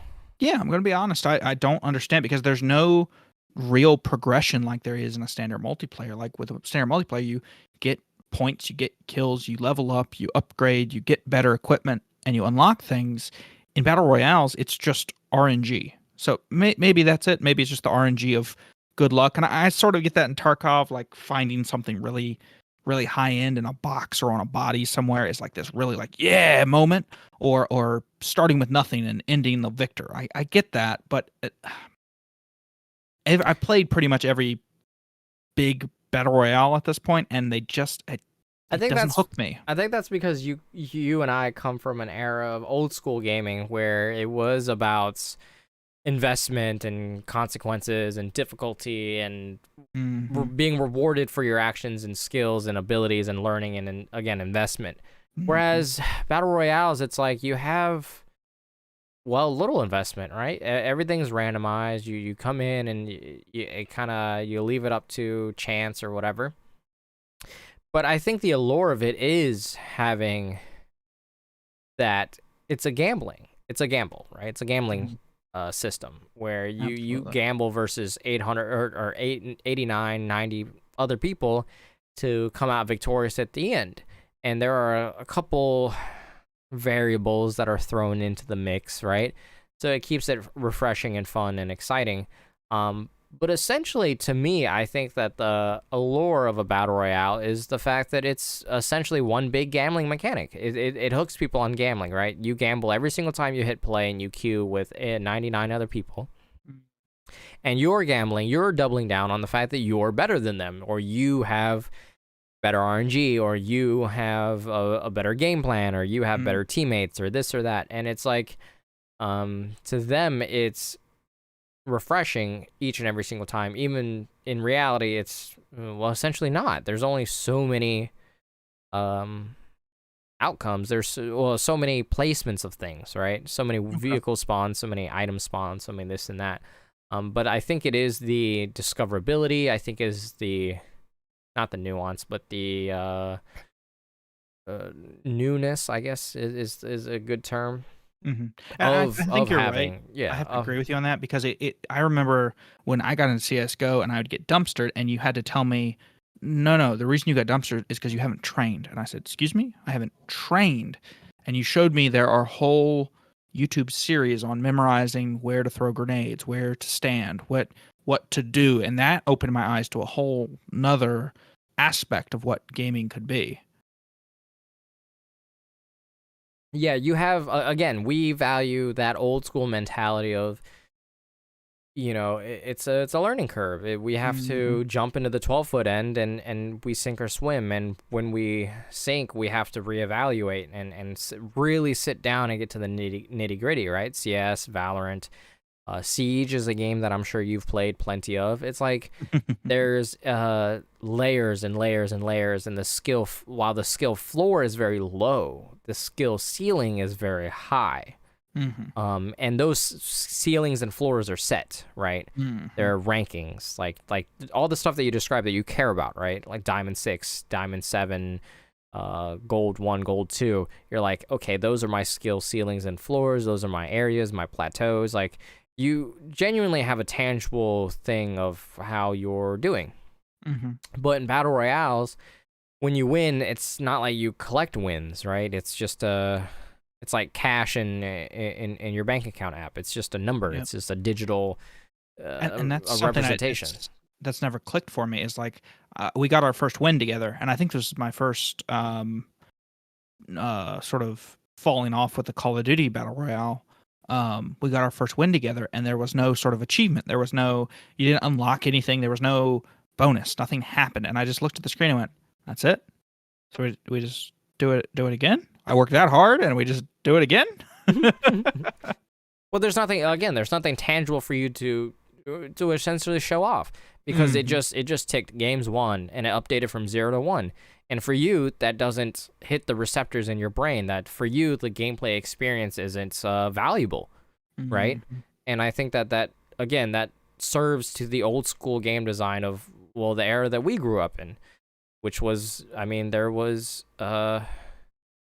outfits for trophies and outfits for collecting all the hidden collectibles, and there was extra levels and hidden doors and dungeons, Yeah, and when you saw yeah. the guy with gold camo or like fall camo, you knew that guy knew what he was doing. That was a thing that I guess I've never gotten over that. And which is fine, as long as you realize that like the gameplay experience for you, it's like this is what you want, right? This is what you need, this is what you desire, this is what fires the receptors for you. And as long as you realize that, you obviously spend time in games that, well, cater to that kind of stuff, right? You're not going to play Fortnite. You're not going to play Warzone as much as, other people. You're not going to play all of these other games. And inevitably, when the Halo BR comes out, I mean, are you going to play that with me, or Well, I'll you definitely going to try try it. it? Like I said, if it gives me that sense of, and here's the thing is, again, Halo has that sort of on the same playing field feel that most games don't. Mhm. And that's one of my biggest complaints about battle royales is that you land and then someone could be on an S tier level while you're on an E tier level, and then you just don't even stand a chance. There's not even a skill involved. It's just you didn't even stand a chance from the beginning. And Halo is good at that for the most part, with the weapons being random pickups and even good weapons being fairly trash if you're trash, which I've learned. I can always find a way to choke with a power weapon. I'll say that. Um, Halo has brought that sort of even playing field that I think they might be able to hold my attention. Yeah, I think that Halo has it correctly when it comes to what's it called? The gunplay, right? Mhm. The just the simple mechanics and the rewarding, everything about it Mhm. feels rewarding when you get a kill, right? It Yeah. really genuinely feels like you earned it, like you actually outplayed the other person, Mhm. that you hit all your shots correctly, or that you positioned yourself properly, or that there was a teammate nearby that you communicated properly with, or you worked well with. There's Mhm. that cohesion there. It's like, again, it's got that old school game design mechanic that hits your receptors because it's tangible. All that Mhm. stuff is tangible. You can recognize it, right? But when you pick up a really good gun, like you pick up a blue tier gun, right, in Warzone, Mhm. and you have your armor plates, and then you see a dude running around with a pistol, and you clean him up, it's like shooting fish in a barrel for you. So Mhm. for you, you didn't feel like you earned it. You just feel like you came across something, and then you were just magically put on a pedestal that is more advantageous than the person standing next to you. Absolutely. So I think that gameplay experience for you is not rewarding because, Mhm. again, there's no tangible evidence that you did what you did.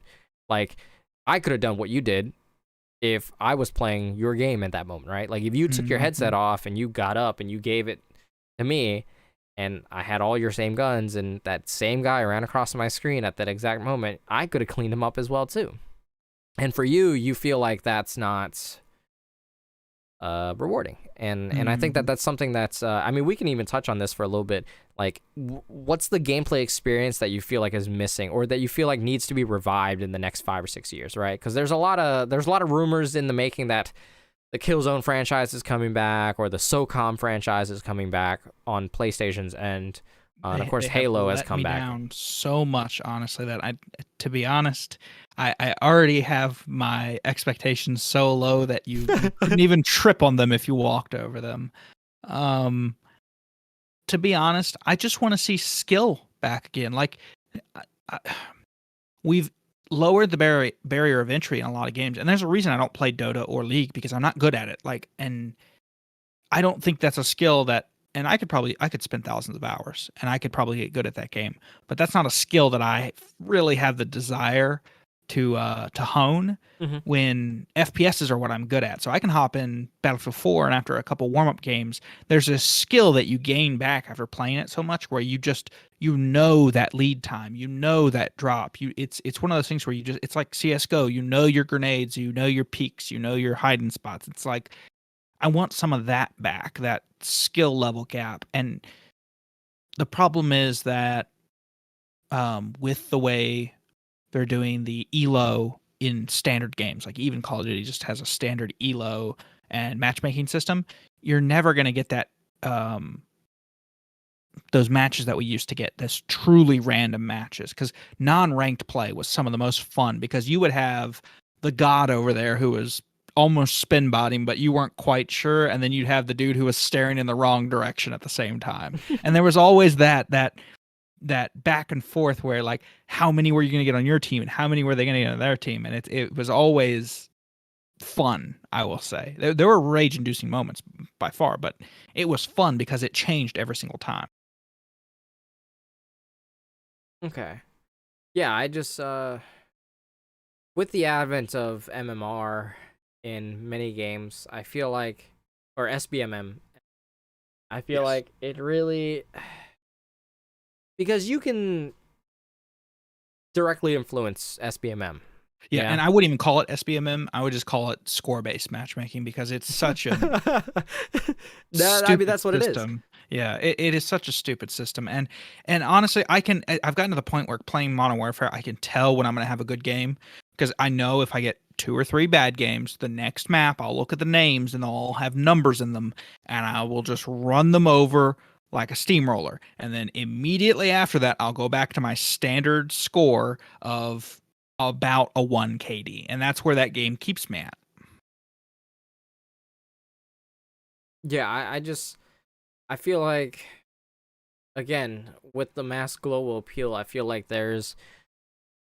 I feel like that old mentality is dying, right? And we as gamers, hardcore gamers, have to seek out these experiences, which is probably the reason why you end up playing games like Tarkov and other things, because you feel like there's progress and tangible And rewards. don't get me wrong, in that game I am a complete hoarder. Anytime I find good gear, it's just like, yep, tucked into the bottom corner of my stash. I don't want to use it.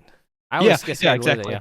Yep. And I need to get rid of that, but at the same time, it's that achievement hunter in me. Like, you can't tell me after all these years of hunting Halo skulls and going for camos that I can just lose this high grade item that I just got. Like, I just unlocked the last attachment. No, I don't want to lose it. Like I never understood the prestiging system in Call of Duty. Like, I'm glad you enjoyed it, but I did not understand it, nor did I support it at all. Because it's like, no, I just unlocked the best version of this gun. I don't want to lose it. Because to me, it was always, I feel like, okay, so I got the XP, right? Mm-hmm. And I feel like I wasn't gaining anything. Yes. Because I was just getting the XP. Like I felt like there wasn't I wasn't chasing anything. I should always be rewarded for my time played. For you, you've reached the end of the road. For me, I want to start over again. Because you were a much higher skill level than I was. So prestiging for you is nothing. To me, reaching max rank is not something that I do very often in a game. So to me, reaching max rank is like a sign of you've hit the end. Like, make sure to go do the side quests and unlock the little things that could be helpful, but you never know. But you're just like, oh, I can do it again? I'll go do it again. Like, you have that sort of almost speed run mentality where it's like, oh, that wasn't quite the way I want it. I'll just start over and do it again. And I guess I just don't have that. I mean, that's definitely fine. Again, I'm glad that you're able to hone in on your gameplay experience that you value so much super early, because that's something that's I was able to hone in on, and I was able to, obviously you can see from our games of choice that we love and hold dear, that's we play games that are within our experience that we're receptive most to. Yes. So when you went to more Battlefield, I went more CS:GO. And when you went more, Tarkov, I went to Valorant. Or when you went to this, I went to a totally different game. I went back to Halo, and you went somewhere else entirely. You went to racing games and stuff like that. Yeah. Tried a little bit of that.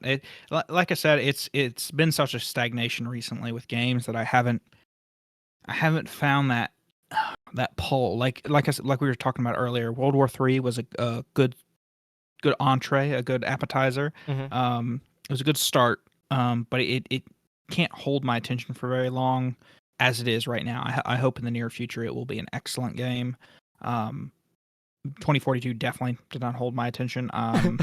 That was... I don't think it held anybody's attention. No, I don't think so. I'm glad that I got a refund because I paid full price, and then was it a week or 2 weeks later, it was half price, and you could almost get it for a third price on Epic Games. It was criminal.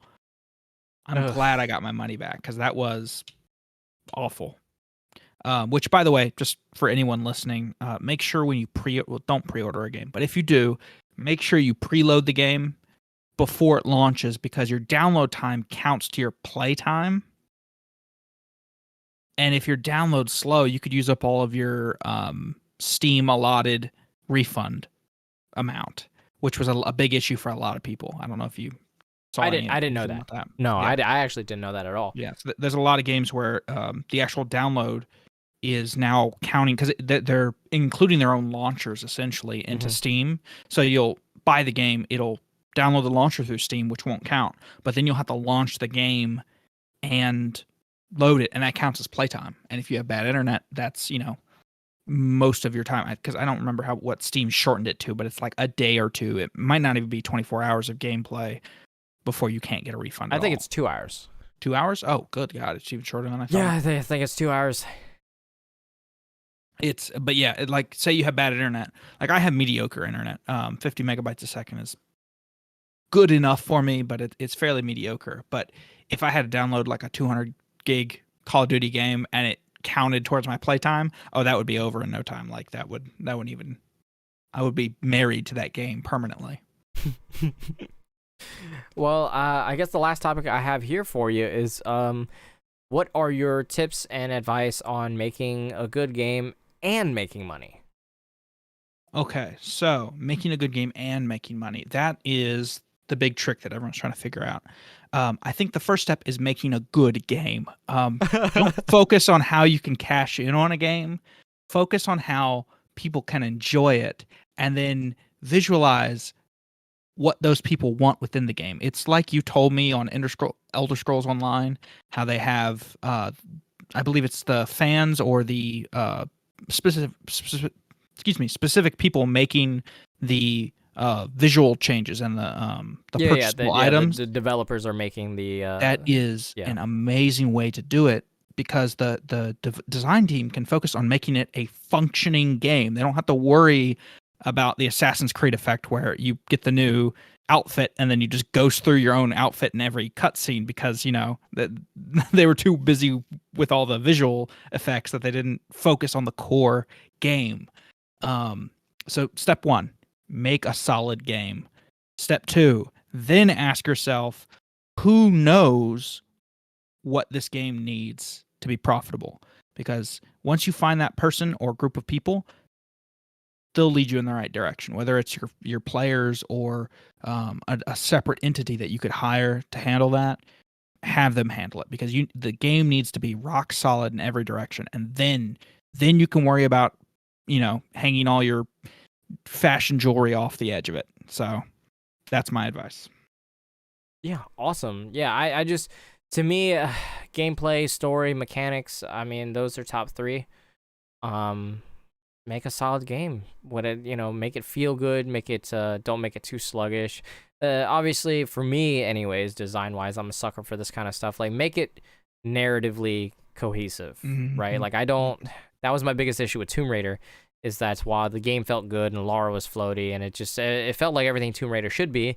In the cutscenes, she's crying her eyes out, and then when the cutscenes end, you pull out your 1911 and you're murder time. Yeah, you're just doming everybody. No repercussions, no consequences or anything. And to me, that takes me out of the immersiveness of, well, essentially riding on the rails and hanging out with this character that I'm supposed to know and love, or that I'm supposed to grow with. Gameplay has to be tight. I mean, look at Halo, right? People are playing it left and right. People are talking about it. Day 1, right? Came out as a beta, air quotes, and and people raved within 5 minutes. All you hear is Halo's back, baby. Halo's back. This is the best thing. I remember, I think you texted me and you were like, yo, you got to try this new Halo, man. You were at work and I was at home and I said they dropped Halo early. We got to go play it.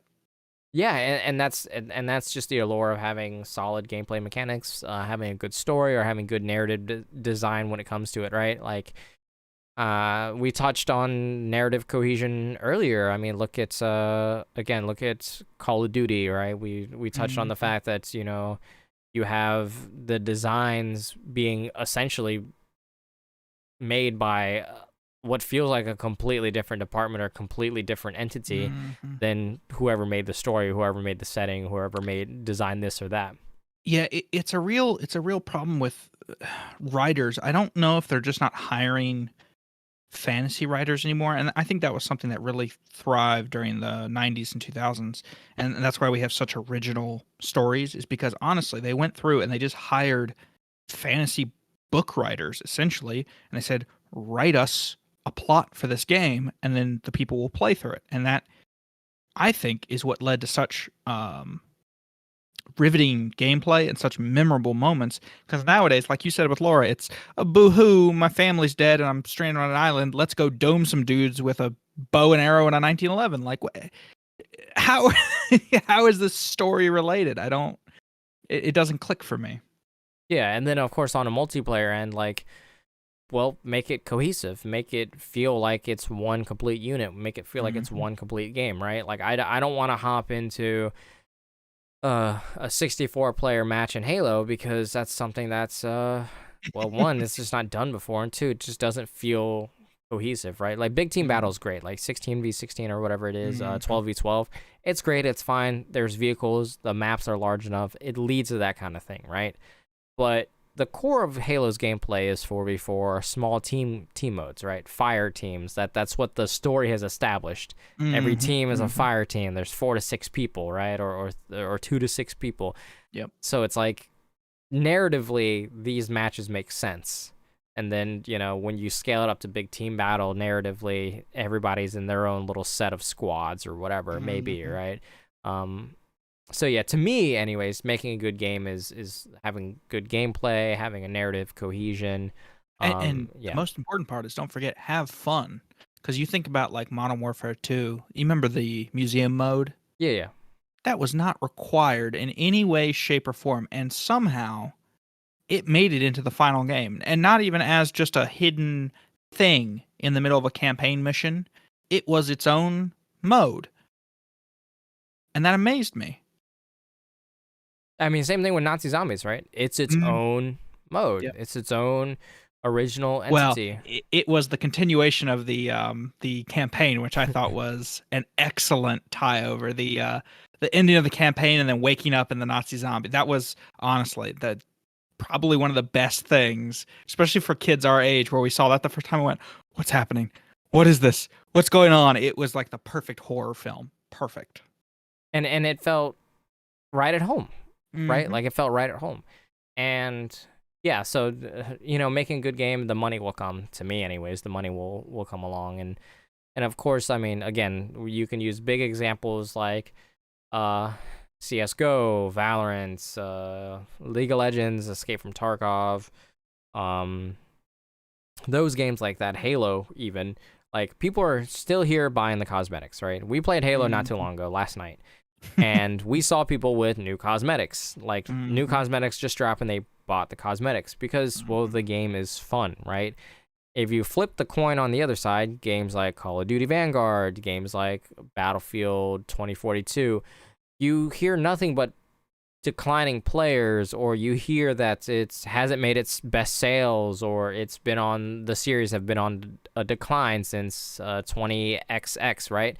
So it's like, you know, since 2016, Call of Duty hasn't sold the same, or since 2018, Battlefield hasn't sold the same, and it feels like that's that, right? Like, they don't make a good game, and they're just trying to make money. So yeah, you have to flip the coin and make a good product first, because at the end of the day, a video game's a product, right? Yeah, you got to ship a complete product.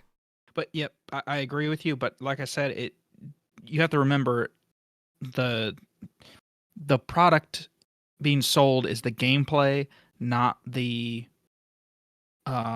look at me effect, not the fake jewelry that you can wear to all your friends. That's not what makes a game good. That's not what makes a game last, because the most profitable games that have ever existed have been fairly simple.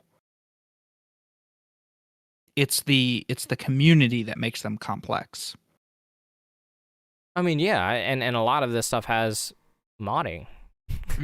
I touched about this on several episodes ago with another developer. It's like, you know, for him, he said that modding is a must. For him going into the future, he wants more modding support, because many of the greatest games we've ever played are mods. I mean, yeah, that's like I said, my critiques with Battle Royale are my own, but it started out the same way. It was a mod that someone painstakingly and lovingly created for their vision, and then it became so popular that a gaming company offered to use his name to push it to a global scale. And look at where it is now. I mean, every company is like fighting and struggling to make the most played version of his modded game mode. Yeah, his template. So yeah, that's pretty much all the questions that I have for you today. Do you have any piece of advice for our listeners that want to get started in game design, or wanted or have any interest in it? Yeah.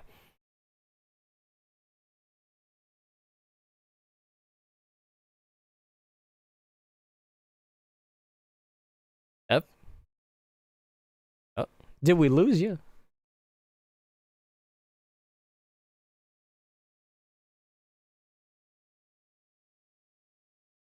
Can you hear me? Yeah, I can hear you. Oh, sorry about that. I believe I dropped out for a moment. Oh, what was the question again? Oh, do you have any advice for anybody who wants to get into the industry? That has any interest? Start ground floor. Something I've always advocated is know what you're asking from people. So if you expect to work on a video game, understand what everyone under you is going to be doing, so that when you do your job, you can make it as easy and smooth as possible for the people around you to assist you. Because if you build only in your own vision, you're going to get left behind, because no one's going to be able to help you, and no one can be a one-man team. That doesn't work in this industry. You have to have, tens to hundreds of people assisting you. So make it as simple and effective for the people under you and even the people above you to understand your vision, your goals, and your steps. That's the easiest I can put it. Awesome. I would normally ask where people can find you, but you don't actually have social media and don't interact with anybody on the consumer side. So I actually envy you. I like a quiet life. No Twitter, barely anything but Reddit. Yeah. All right. Well, yeah, that's it. Do you have any questions for me? How long do you think you'll be doing this? Because I would like to see you continue this. To be honest with you, it's a hobby, and I think that I wanted to do something fun, and meet new people and hang out and just chat games, because I think that the gaming community is lacking that kind of transparency between game developers and consumers, because it feels like there's always a point of contention between gamers, consumers, and gaming journalists. So to me, how long do I think I'm gonna do this? I really genuinely don't know. I don't know, but I think that I will do this as I guess until I run out of people, or eventually I want to have big names on here. I mean, I have some special guests coming on in the future, but some names that I would love to spend some time with are like Ted Price and Phil Spencer. I would love to spend some time with Corey Barlog if he ever opens up his schedule. Brian Fleming from Sucker Punch. Just maybe even Neil Druckmann or Bruce Straley from the guys from The Last of Us. So yeah, I mean, eventually it'll get to a point where I'll meet a couple of my idols, but until then, I guess until I run out of people. be honest with you, until I run out Excellent of people. answer. Well, I look forward to hearing more from you. Maybe in a year from now, if you're still doing it, we can chat again and discuss what you've discovered from new people. That's what I look forward to. I like hearing new opinions and new sides to happenings. What's happening around. Mm-hmm. Yeah, the next episode that I have is from a fresh face in the game development industry. She started in January, so I'm excited to hear about, well, her journey so far. Her journey has just started. We've been in for quite some time, but yeah, her journey has just started. So yeah, I'm actually genuinely excited for a lot of things to come into the future. Absolutely, I will be watching with bated breath. Awesome. Thank you guys. This has been Industry Insider. This has been Evan D. Again, Nazi Zombies programmer and FPS connoisseur. My name is Dai, level designer from Ubisoft. I hope everybody has a great night. Thank you guys for watching.